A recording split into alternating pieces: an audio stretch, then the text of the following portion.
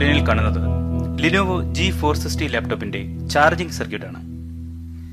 ഈ സ്കീമാറ്റിക്സിന്റെ page number 42-ലാണ് ഐസൊലേഷൻ ആൻഡ് പ്രൊട്ടക്ഷൻ സർക്യൂട്ടുള്ള ചാർജർ സെക്ഷൻ.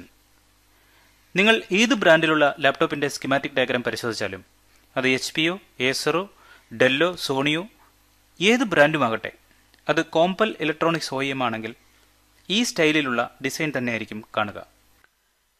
ഈ സർക്യൂട്ട് ഡയഗ്രത്തിന്റെ ഇടതുഭാഗത്തായി വിൻ എന്നെഴുതിയിരിക്കുന്നത് ശ്രദ്ധിക്കുക. അഡാപ്റ്റർ ഇൻപുട്ട് ചെയ്യുന്ന ഭാഗമാണിത്.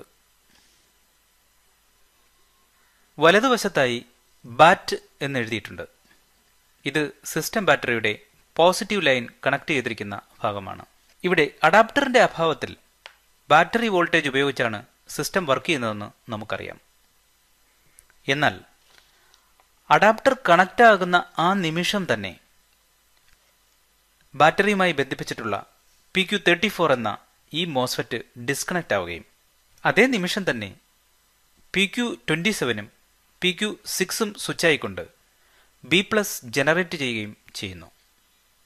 ഇവിടെ ഈ വിൻ സപ്ലൈ ഈ രണ്ട് മോസ്ഫെറ്റുകൾ സ്വിച്ചായിക്കൊണ്ട് B+ ആയി ലഭിക്കുന്നത് ഈ ഭാഗവുമായി ബന്ധപ്പെടുത്തി ഡിസൈൻ ചെയ്തിട്ടുള്ള വ്യത്യസ്തങ്ങളായ പ്രൊട്ടക്ഷൻ സർക്യൂട്ടുകളുടെ കൃത്യമായ അപഗ്രഥനത്തിന് ശേഷം മാത്രമാണെന്നുള്ളതാണ് നമ്മൾ പ്രൊട്ടക്ഷൻ സർക്യൂട്ടുകളെക്കുറിച്ച് പഠിക്കുമ്പോൾ പ്രധാനമായും മനസ്സിലാക്കേണ്ടത്.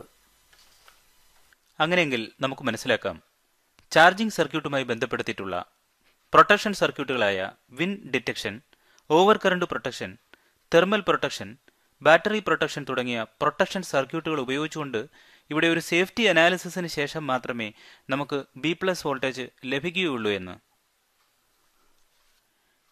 ഇവിടെ B+ ഒന്നുകിൽ 18 വോൾട്ട് മുതൽ 20 വോൾട്ടിനടുത്തുള്ള അഡാപ്റ്റർ വോൾട്ടേജോ, ഈ ലാപ്ടോപ്പിൽ 20 വോൾട്ടിന്റെ അഡാപ്റ്ററാണ് ഉപയോഗിക്കുന്നത്. ഇനി അഡാപ്റ്ററിന്റെ അഭാവത്തിൽ ബാറ്ററിയിലെ 10.9 വോൾട്ടോ അല്ലെങ്കിൽ 11.1 വോൾട്ടോ ആയിരിക്കും B+ വോൾട്ടായി ലഭിക്കുന്നത്.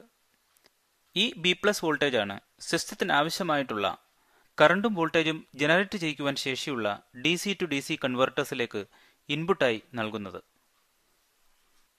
ഇനി ഞാൻ മുൻപ് പറഞ്ഞ കാര്യത്തിലേക്ക് തന്നെ തിരികെ വരാം. നേരത്തെ ഞാൻ സൂചിപ്പിച്ചു, അഡാപ്റ്റർ സപ്ലൈ ആയ വിൻ വോൾട്ടേജ് ഈ കാണുന്ന രണ്ട് മോസ്ഫെറ്റുകൾ സ്വിച്ച് ചെയ്താൽ മാത്രമേ B+ വോൾട്ടേജായി ലഭിക്കുകയുള്ളൂ എന്ന്. ഇവിടെ ഈ രണ്ട് മോസ്ഫെറ്റുകൾ സ്വിച്ച് ഓൺ ആകുന്നതും ഓഫ് ആകുന്നതും ഇവിടെ കാണുന്ന PAC ഇൻ എന്ന ഈ ഭാഗത്തെ വോൾട്ടേജ് ഹൈയും ലോയും ആകുന്നതിനനുസരിച്ചാണ്. ഇവിടെ PAC ഇന്നിൽ ഹൈ സ്റ്റേറ്റ് ആയ 3.3 വോൾട്ട് ലഭിക്കുന്ന അവസരത്തിൽ മോസ്ഫെറ്റുകൾ കണ്ടക്ട് ചെയ്യുകയും PAC ഇന്നിൽ ലോ അവസ്ഥ അതായത് 0 വോൾട്ട് ആയിരിക്കുമ്പോൾ മോസ്ഫെറ്റുകൾ ഡിസ്കണക്റ്റ് ആവുകയും ചെയ്യുന്നു.